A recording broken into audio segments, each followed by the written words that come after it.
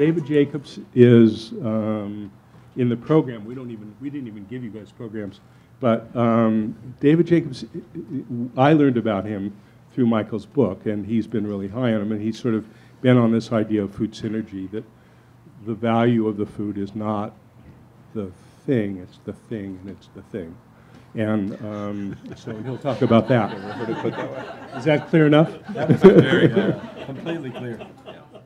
Okay, I'm David Jacobs. It's totally a pleasure to be here. Actually, the whole idea of this group is inspiring. Michael is very gracious in calling some of us teachers, but when I read, I think it's The Botany of Desire, in which you talked about Earl Butz. You know, I'm a scientist. That probably means I am narrow, actually, rather than broad. I didn't know about Earl Butz, and I had never thought about the issue of exactly how much our whole culture is influenced by these structural components of planting hedgerow to hedgerow and making corn the most significant winner in evolutionary terms, corn using us for that purpose. So I think we all have a lot to learn from each other, and a broad perspective is extremely helpful. The title of this was Food Synergy and Food Patterns Are Whole Foods More Than the Sum of Their Individual Nutrients and Bioactive Substances. But as I actually started, as a person who really doesn't pay attention very well, I think, actually, when I started putting these slides down, I said, well, this is about whole grains and the logic of nutritional epidemiology. I had a lovely dinner, and I get to say this in front of 120 of my newfound best friends with Bob and Maggie last night, and it's kind of an interesting conference structure because we got to talk to each other about what the goals really were and how to interact to maximize the information that we would get out of this. So I disclose that I'm a consultant for the California Walnut Commission, which is nothing but good. What I don't know what kind of a bias that could give me, but anyway, that's the truth. Bob wanted to know how do we know what we know? What makes a fact? What are the options for learning? What do we actually know? And what does it mean when we say we know it? So this is kind of the interface of the whole world with science. Science attempts to answer these questions, and sometimes it does okay. But let's face it, knowing is actually a rather difficult task. So I start off with the logic of nutrition and think about what is this object that we're actually trying to study. Okay, plants derive their nutritional components from the soil or the air. That's pretty interesting because they don't go through all of this stuff as we do as parasites in a certain way on the plant community of taking all these amazing compounds that they have that we can't synthesize ourselves. Plants are self-sufficient. They don't need us, in a way, except corn. And then plants use solar energy for photosynthesis, which is breathing. Animals, including humans, eat food to nourish their bodies. And the sun actually plays a role. It's a precursor of vitamin D. And we breathe air for respiration, except for fish who breathe water. And what happens is when you eat is that food is taken in, I think let's not forget the microbiome in your mouth. It's not all bad. Some of it causes periodontal disease, but some of it is preventing periodontal disease. And the balance that Michael, in his very clever New York Times article, was talking about, I really believe is true. And I didn't think of it first. So the food, it goes through your gut. It passes through I'm missing a word, but anyway, it goes through this environment which pH changes hugely. That separates the mouth microbiome from the gut microbiome. And you guys can correct me, but I think that's right. I'm just a country doc, so I don't know whether anything I'm saying is right. But, and then you have a bunch of enzymes, and you have bacterial action. I'll mention a paper that we recently wrote because I have a colleague who's extremely interested in persistent organic pollutants. The food we eat contains pollutants as well. And she hypothesized that a lot of these kinds of things, such as DDT, that are used as pesticides, or PCBs that are used in our computers, such as this one on my lap, and so on, are actually petroleum-based products. And what we would see is that these bacteria, which are not really bacteria, they're actually archaea, which is weird. This is yet another family of organisms that are distinct from even bacteria. These are the things that you sprinkle on the oil spill in the Gulf to eat up the oil. So these are Methanobacter bacterialis, I think is what they're called. And she hypothesized they would be found in the gut because we have these pollutants in us.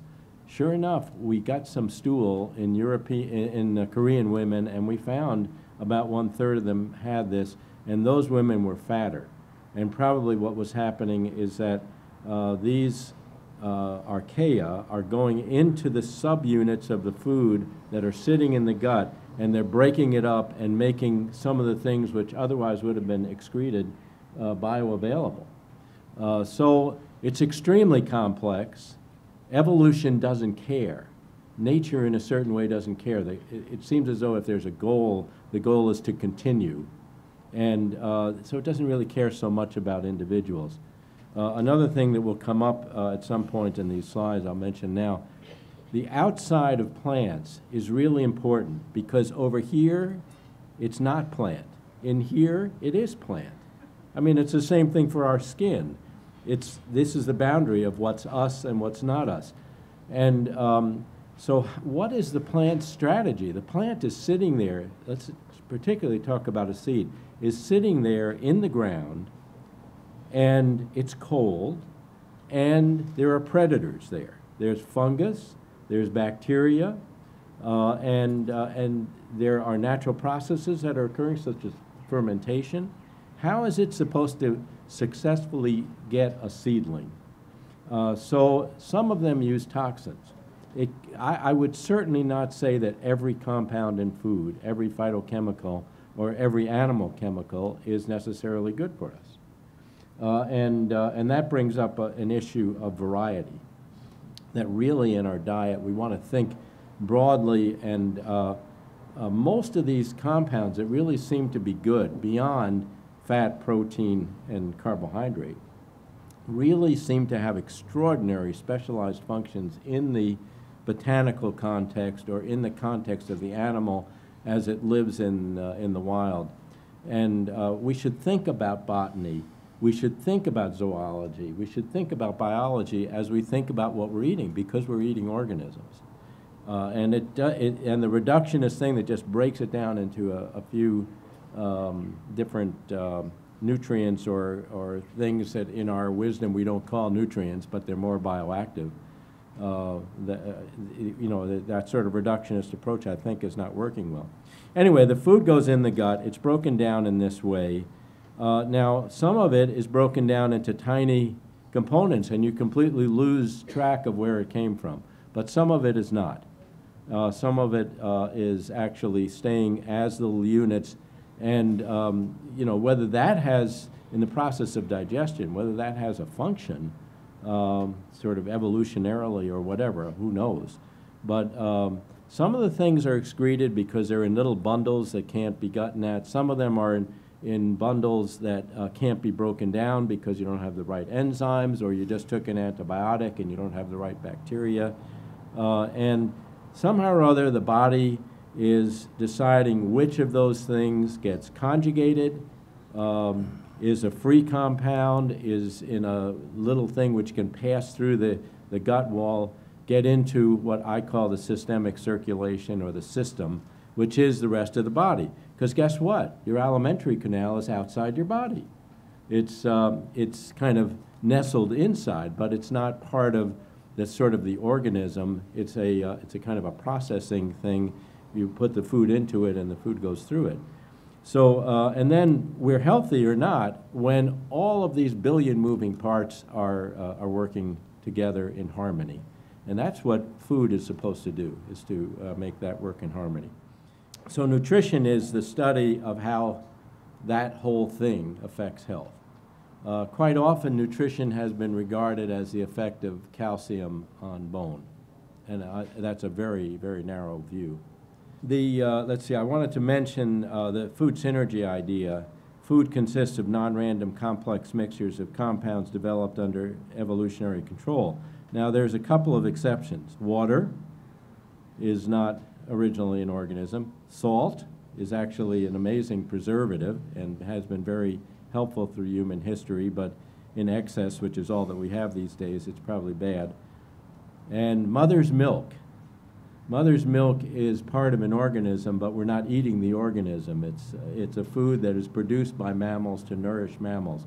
Really unique. And if women are having any trouble maintaining their place in society, let me point out that in pregnancy, you suffer through an amazing insulin resistance. And I mean, really, the body of the woman struggling against the body of the fetus is really a conflict. And the ability to provide milk for the child. Again, if we thought that the humans were the king, no, that's the plants. And among humans, really the women are doing the bulk of the biological work, at least one way to look at it. So the viability of this idea of synergy assumes that there's balance in the biochemical constituents of the organism being eaten, and that pieces of the orchestration survive digestion. And also that the coordinated constituents actually affect biology. Some of those points are not fully proved, but it seems as though they're present. And the amount of study of this type of synergy, of looking for joint effects of different things, is really limited. Now I have on the second slide, and those of you who got the handout, I have a picture of transoleic acid and cisoleic acid. And the point is, in doing this, that you've all read in the newspapers about trans fat. Well, the oleic acid is one of the primary constituents in olive oil. It's probably a good actor. And it looks, for those of you who aren't there, it looks like this. The two molecules are the same, but they have a double bond, and the double bond is right here between my fingers. But if you put it on the other side for the transform, it becomes straight. That difference with an 18-carbon atom, 18-carbon molecule, is what all of the trans fat fuss is about. Trans fat barely occurs in nature. It does occur in some dairy food, not this particular trans fat, and it occurs very much in margarine. If any of you know about Georgi Skrinas and his book Nutritionism that just came out of Columbia University Press, in which Michael quoted that word in one of his books, trans fat has made, in a way, trans fat made margarine the perfect food, because margarine, it did exactly what Michael was talking about. Industry could just say, whoops, we did it wrong, new and improved, buy more of our product. We'll just change it a little bit. So trans fat just made the food harder. Now that's really interesting, because in a way what we're in this room about is plant husbandry. How do we get grains, which are really the kind of grains that we want? How do we handle our food generally? And the desire to make margarine harder was one such thing. That's very interesting. Anyway, I just show this picture because these two molecules have such a tiny difference, one double bond in a different place, and they have a totally different effect on the outcome in terms of human health. So I ask, how many food do you, I'm going to give you a crumb of grain, a crumb of a scone or something that big, or a little piece of apple, or a little tiny piece of meat. How many compounds do you think are in there? So we have 55 nutrients that have been named. So I say 100,000. So 100,000 there, as Bob and I were saying last night, actually means a number bigger than you can think of. Not as big as infinity, but there's lots and lots of compounds, and every little difference in a compound can potentially make a big difference in the way the food is. So nutrition and food is about harmonic systems. you have a billion moving parts, and you're trying to keep them all working well. And drugs are completely different. Drugs are single compounds, even if they're derived from plants, and they are isolated chemicals, and they're trying to interrupt a pathway that's going wrong. And they're sort of helping this thing, like they slow your heart rate down, they make arrhythmias less likely. That's good. By the way, they also raise your blood pressure, raise your glucose, and it's always a trade-off. Food should be something different. Food should keep you going. So the study of food and drugs is not the same. Actually, food is a lot more complex than drugs, but it's investigated as if it were simpler, and it's investigated as if it were less important. There's an idea called functional food that I have been railing against for many years, which is the idea that there is basic nutrition, and a functional food is one which provides something beyond basic nutrition, which I use the word ridiculous for, because basic nutrition is what creates the harmony. And basic nutrition is really the thing that we need to understand. Now, on the next page of the handout, I show a little epidemiologic table and talk about the logic of nutritional epidemiology. And this has to do with just head counting. It's very simple. We figure out exposed and unexposed. So say we have people who eat whole grain, people who don't eat whole grain. And then we observe them for a while, and we see who gets sick. And then so on this sheet we have numbers A, B, C, and D, and out of those we can form the probability of getting sick if you're exposed, if you're eating whole grain, the probability of getting sick if you're not exposed. And so the issue in observational epidemiology is confounding. What if the exposure is not really the exposure, it's just masquerading for the fact that you don't smoke, you're a woman instead of a man, you're white instead of black, or you have high socioeconomic status, or whatever. So you solve that issue by randomization. And I think the next slide in the picture is about the Predamond study. Now, Predamond is an acronym for a Spanish set of words about prevention of cardiovascular disease using the Mediterranean diet. And it is an amazing piece of work. It's very, very rare in the history of this. The study it took about 10 years to do. They had about 30 centers. They recruited 7,500 people, aged about 50 plus, men and women, without cardiovascular disease that had been diagnosed. They could have diabetes, and they could have a couple of risk factors. So they were a high-risk, middle to older age group, and they were all followed for at least 5 years. These 7,500 people were equally split between people who got advice to eat a Mediterranean diet and were given a liter a month of extra virgin olive oil. Now that's interesting because in Spain they use refined olive oil. Everybody eats olive oil. So this was actually advice plus substitution of the extra virgin olive oil. That actually has a lot of analogy with whole grain, because what you get in the extra virgin olive oil is the little pieces. You get more of the olive. It's a little bit more like eating olives. And that second treatment was a Mediterranean diet plus a nut combination, which was half walnuts, a quarter almonds, and a quarter hazelnuts. And the third was a controlled diet where they encouraged people to eat less fat. And they didn't eat that much less fat because the Spanish diet has a substantial amount of fat in it, but they did eat less fat. They were discouraged from foods like salmon, high-fat fish, and olive oil. They still ate their olive oil. They were Spanish. Well, so what I show on this slide is that what we do is now not count actually people, but we count person years, which means one person followed for 1 year. They had about 10 or 11,000 people, 11,000 person years in each of these groups. They had 96, 83, and 109 people who had a cardiovascular disease event. The result is that the risk over 100 people over 5 years was 4 for the Mediterranean diet with the extra virgin olive oil, 4 for the almost exactly the same number for Mediterranean diet with nuts, and 5.58 for the people with control diet. We commonly express this as a ratio, and so there was about, the relative risk was about 73%, so it's about a 27 to 30% reduction in risk of having heart disease.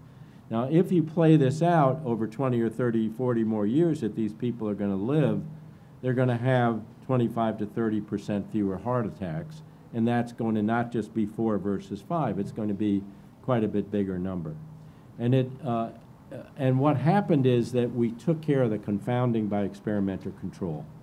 That was a very big deal. So, so this is, I would say, a stake in the ground. This is something that we know. But what do we actually know? We don't know whether it was the Mediterranean diet or the extra virgin olive oil or the nuts. It was some combinations of them. So we learned something. It's a little bit hard to put your finger on exactly what it is, but it's highly salient to the issue of diet pattern. And then you can also say, compared to what? So what was this control group?